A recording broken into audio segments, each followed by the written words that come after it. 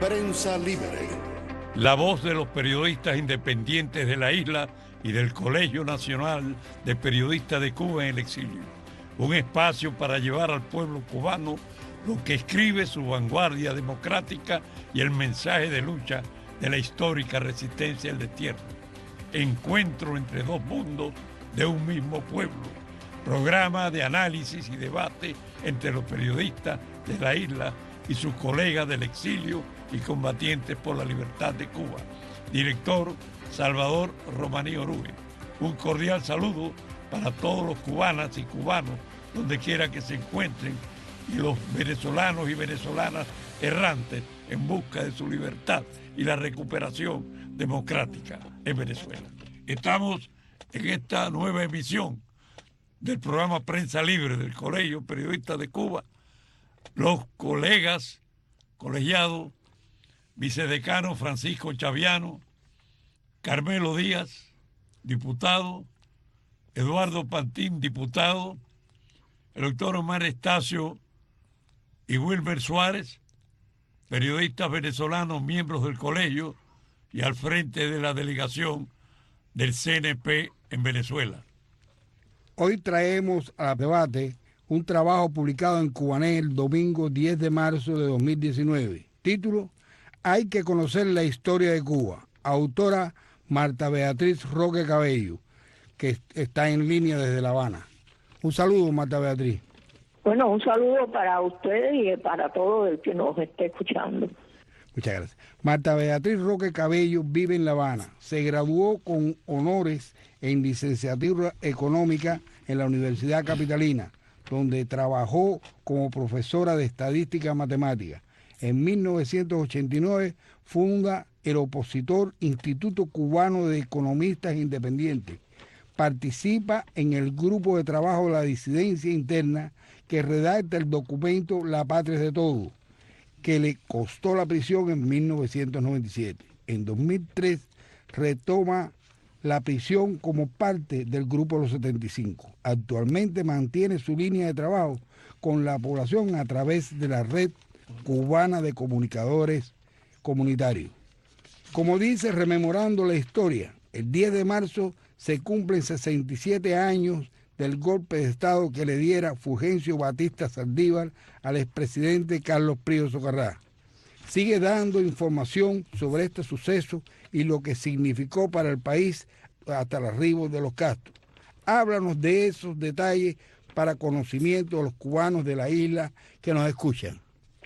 Sí, mira, el objetivo principal del trabajo es exponer que la mayoría de la gente el domingo no sabía que se conmemoraba.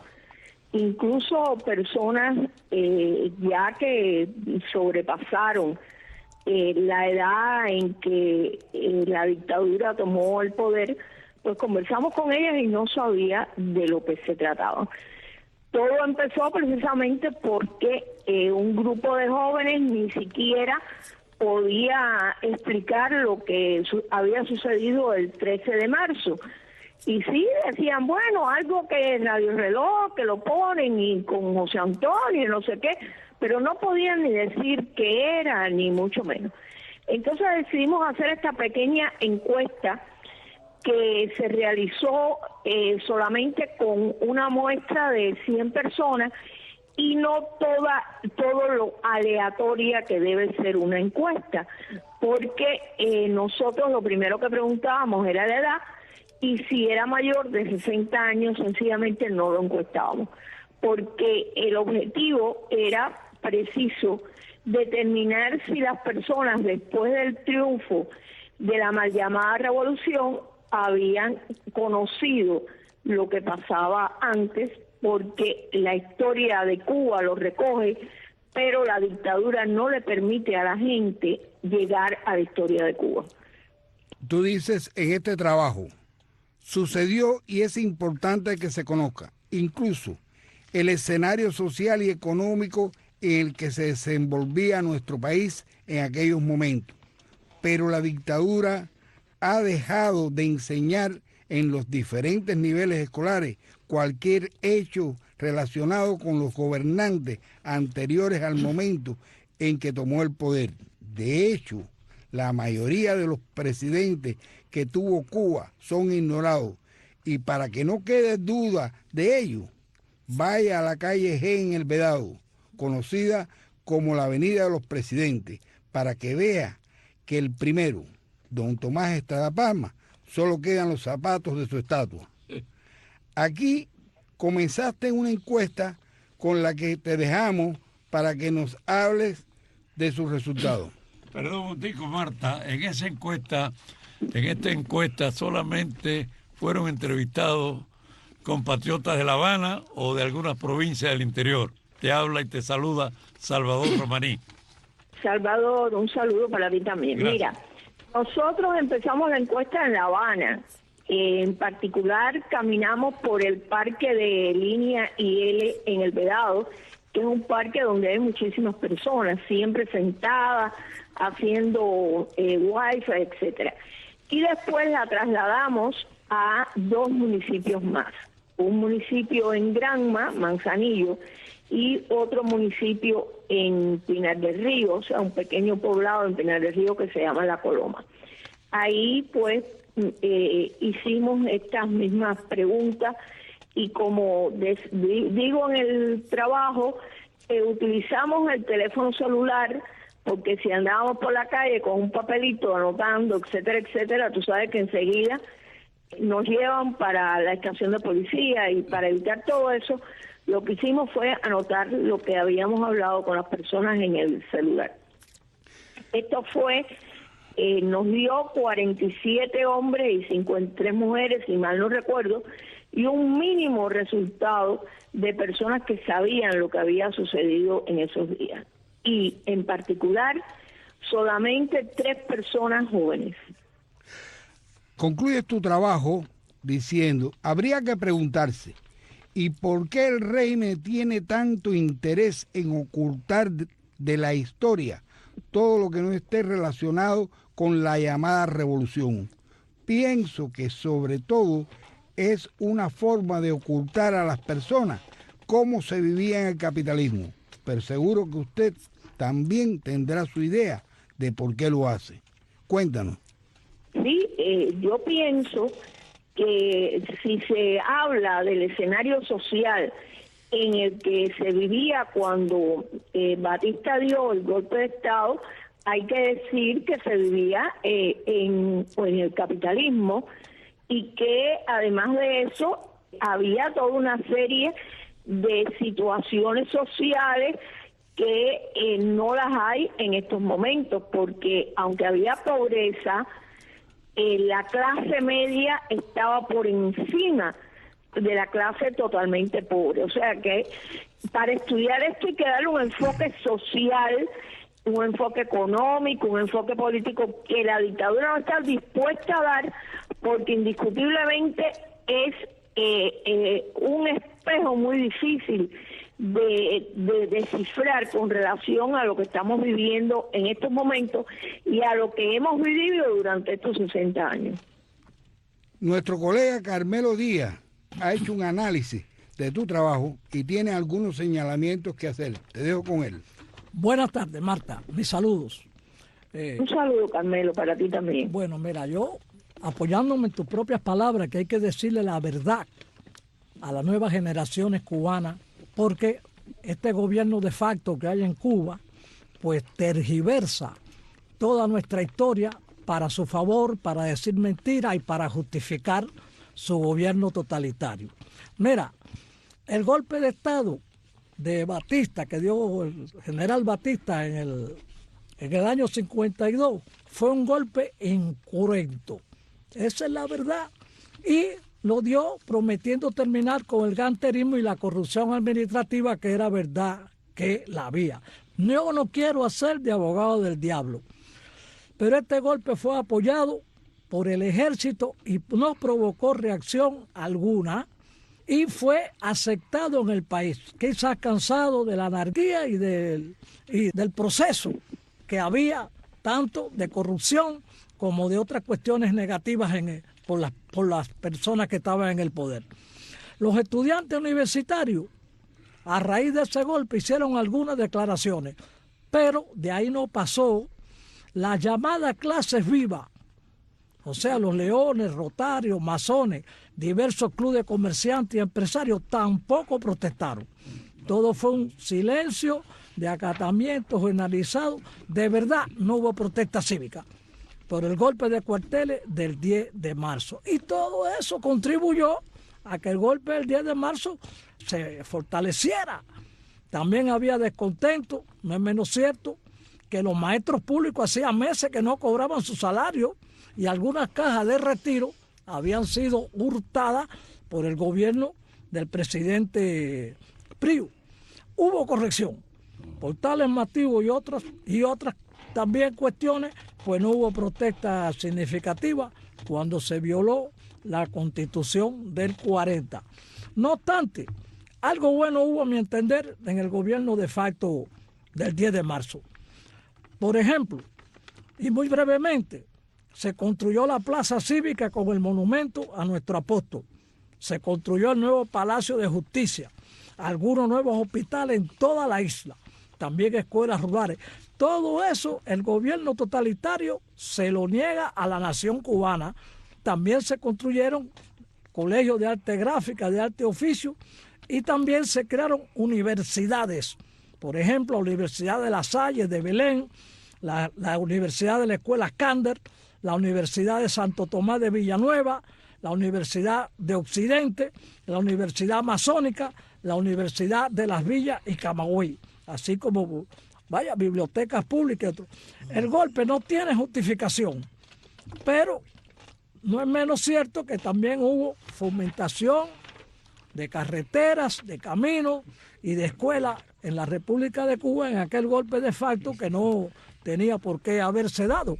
Pero bueno, no todo es como ha dicho el gobierno totalitario, todo no fue malo.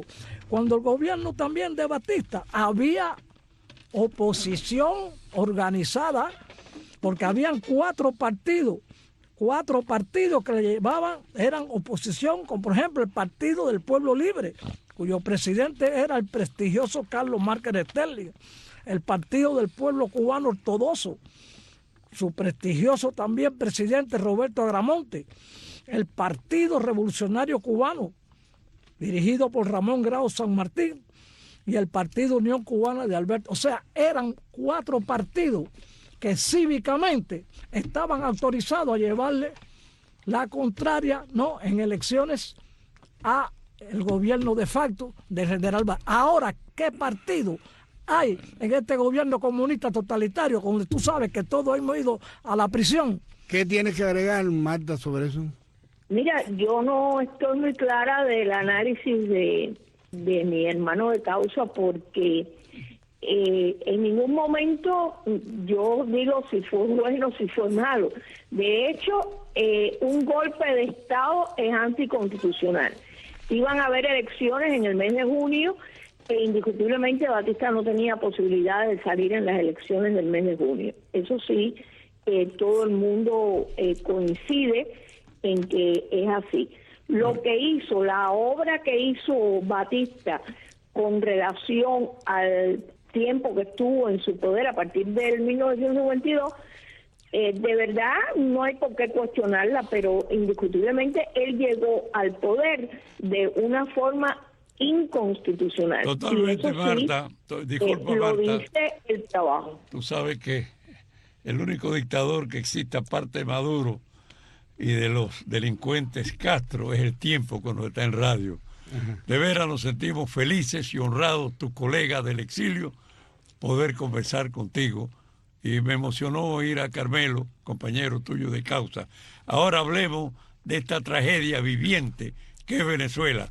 Para eso están nuestros colegas, el doctor Estacio y Wilber Suárez. En estos minutos, doctor Estacio, ¿qué puede decirnos? Y después Wilber. Bueno, muchas gracias en primer lugar por esta invitación. En cuanto a la tragedia venezolana, creo que lo más destacable en este momento es la conciencia que hemos logrado los venezolanos en el ámbito internacional, que no estamos gobernados por unos políticos tradicionales, sino en realidad lo que existe en Venezuela es una narcorrepública que está dirigida por personas que, lejos de ser políticos, son vulgares delincuentes. Esta gran verdad que costó trabajo divulgarla y enraizarla internacionalmente es un logro importante que tenemos los venezolanos. ¿Tienes algo que agregar, Marta? Sí, yo quería decirle que tal y como yo digo en el trabajo y hablo de la historia antigua, la historia actual en Cuba no se conoce. Hay muy pocas personas que sepan realmente lo que está pasando en Venezuela. Lo saben los que tienen acceso a Internet, los que tienen familiares en Venezuela, etcétera. Pero ciertamente aquí tanto Telesur, que es un canal venezolano y tiene también intereses de Bolivia, Nicaragua y Cuba, este canal transmite... Sí, es bueno que la gente en Cuba lo sepa. Eduardo Pantín tiene algo que decirte. No, yo quería solamente felicitarte por ese artículo, porque no solamente, claro, lo hiciste conmemorando la conmemoración del 10 de marzo, pero también es verdad que uno de los mayores crímenes que ha hecho el gobierno de los Castro es tergiversar y esconder toda la historia, no solamente del 10 de marzo, sino creo que desde el 1902 que empezó la República. Muy poca gente de las nuevas generaciones, sobre todo, conoce la verdadera historia de Cuba, porque para ellos la historia comenzó en el 1959 y todo lo demás fue... No, el 26 de julio del 53 es cuando comenzó la historia de Cuba para estos bandidos. Y démosle un espacio a Venezuela con Wilmer. Gracias, saludos Marta, saludos a todos los que nos escuchan allá en la isla y en verdad comparto lo que dice Pantin, te felicito por ese trabajo porque es importante en estos tiempos de dictaduras rescatar la historia para las nuevas generaciones. Fíjate que lo que tú acabas de escribir es como la canción esa que dice te pareces tanto a mí, ¿no? Porque la situación cubana es muy parecida a la de Venezuela. Te lo describo rapidito para que veas que ese ocultismo de querer tergiversar los hechos parece un lugar común en estas dictaduras. En Venezuela nos quitaron los símbolos patrios, nos le pusieron una estrella más a la bandera, tenía 7, ahora tiene 8. El escudo fue modificado a capricho de la hija del general galáctico desaparecido Hugo Chávez, porque ya no le gustaba en la forma como estaba el caballo distribuido dentro del escudo, símbolo patrio venezolano. Pero fíjate lo más grave de todo, ¿no? El día 12 de octubre, que es la conmemoración internacional del Día de la Raza, el descubrimiento de América, tumban la estatua de Colón en la Plaza Colón en Venezuela, la derriban vándalos y ese día se le quita el nombre del Día de la Raza y se le pone de la resistencia indígena. Pero más allá de estos acontecimientos locales, que es bueno que el pueblo cubano también los conozca, Marta, pasa lo siguiente, los libros de texto de los estudios primarios y secundarios también son modificados, tergiversando totalmente la historia. Imagínate, hasta Bolívar, ¿verdad?, que era un hombre de piel blanca, para el general galáctico dijo que había nacido en el estado Miranda y que era un prieto, mulato. Ya te podrás imaginar las locuras de las dictaduras. Por eso es que te felicito por ese trabajo y creo que debes seguir luchando para que las nuevas generaciones conozcan lo que nunca vivieron, porque ese es el grave problema. Nosotros en Venezuela nos hacemos esta pregunta, ¿qué es lo más importante?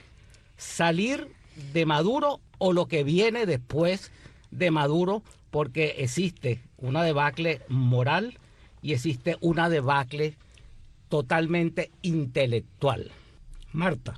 Sí, eso mismo pasa en Cuba. O sea que yo lo estoy oyendo y estoy oyendo lo que pasa en nuestro país.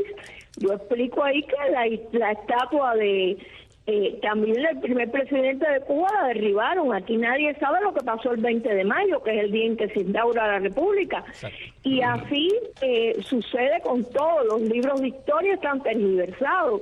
Lo que se dice por la prensa y por la televisión está tergiversado. Lo estoy oyendo a él y estoy oyendo una copia fiel del original. Así es, Marta, así es. Esa es la historia.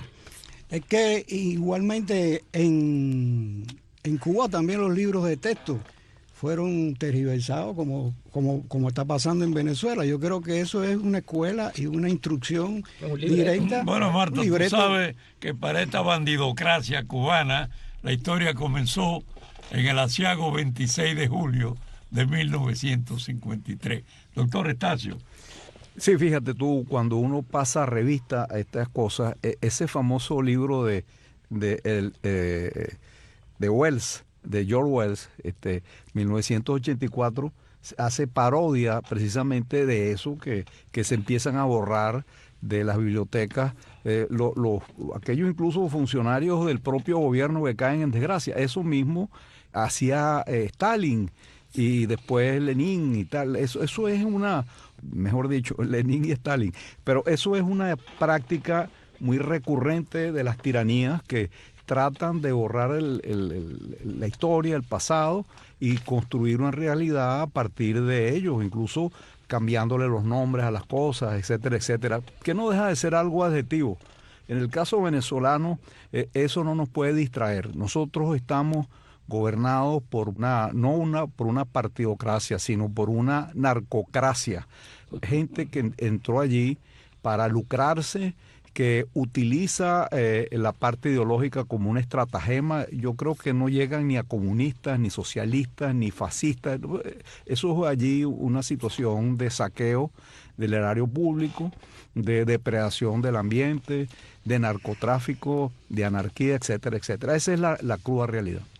Sí, yo quería decir, si me permite, que en 1953, que comenzó toda la historia de esta desgracia, el 26 de julio fue un día de luto. Y aquí, para tergiversar la historia, se representa como un día de fiesta. Es un día que no se trabaja, que hay fiestas en todos lugares, y se celebra la muerte de las personas que ese día cayeron con fiesta. Es increíble. Para concluir la entrevista, nuestro decano va a decir una palabra. Te reitero, Marta, verdadero placer, nos llena de estímulo, de satisfacción y de orgullo trabajar periodísticamente, en este caso, con una dama cubana que tiene todos los atributos que debe tener un luchador por la libertad. Considera este Colegio Periodista de Cuba en Exilio como tu colegio, y todos tus colegas, nuestros colegas entre Cuba, que se sientan miembros de este colegio, porque somos la voz de los que no tienen voz. Muchísimas gracias. Creo que eso es muy importante para los periodistas independientes cubanos. Prensa Libre.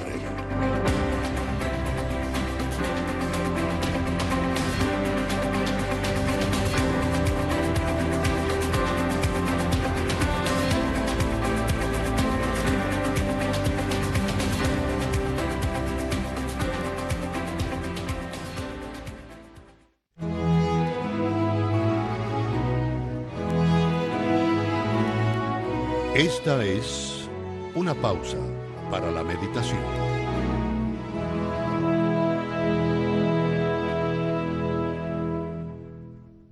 Nada en la vida es tan constante como el cambio. Nada cambia tanto como la vida misma.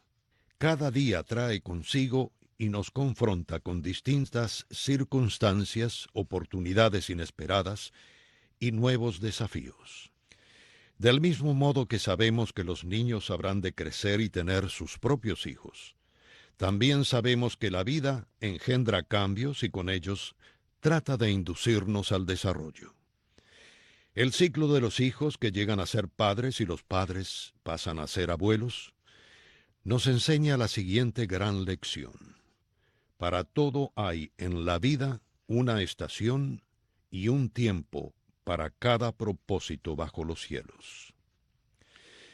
Ya sea que tengamos hijos o que no los tengamos, este principio de la paternidad nos da una clara idea de la naturaleza de nuestra existencia y nos recuerda que porque el cambio y el desarrollo son partes fundamentales del plan de vida, también lo son las nuevas habilidades, nuevas perspectivas y hasta la renovación que podamos lograr de la paciencia, para estar en condiciones y soportar los cambios con sus consecuencias.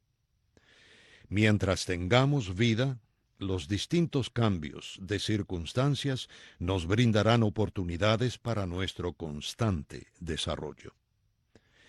Por lo general, en el trabajo, cuando ya nos sentimos cómodos y confiados con las funciones asignadas, recibimos más responsabilidades que nos demandan nuevos esfuerzos y ajustes. Lo mismo sucede en los estudios.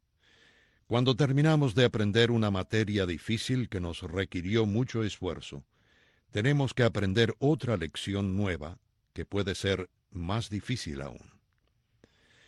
Lo mismo sucede con cada etapa de la vida. En el caso de la paternidad, esta nos demanda cambios y adaptaciones constantes para enseñar a los hijos. Tan pronto nos acostumbramos a las demandas de la crianza de los hijos, ellos ya son adultos y nos confrontan con toda una nueva gama de problemas y de desafíos.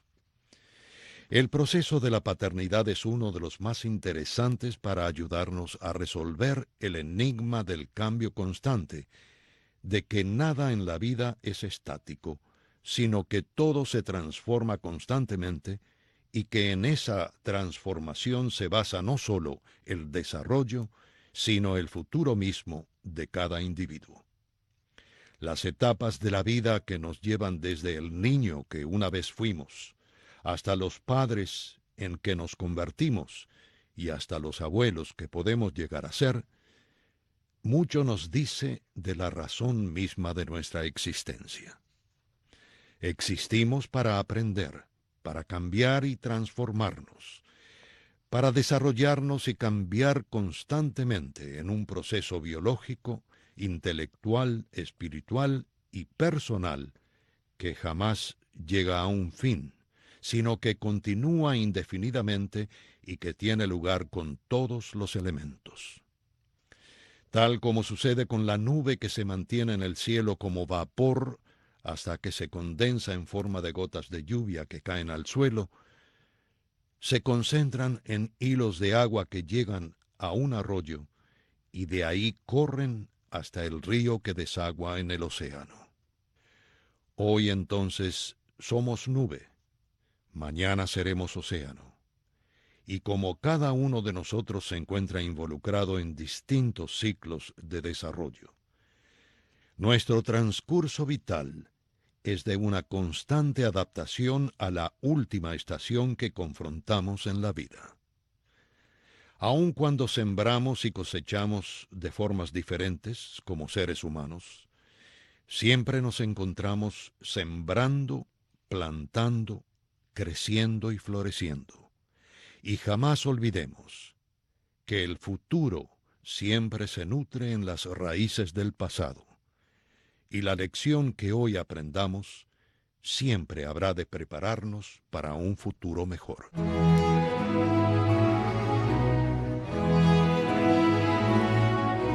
Esta fue una pausa para la meditación.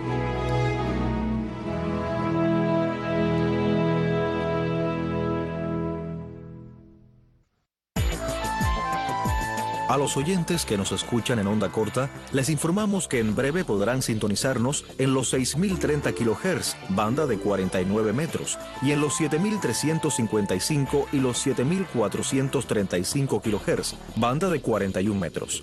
Manténganse en sintonía con Radio Martí.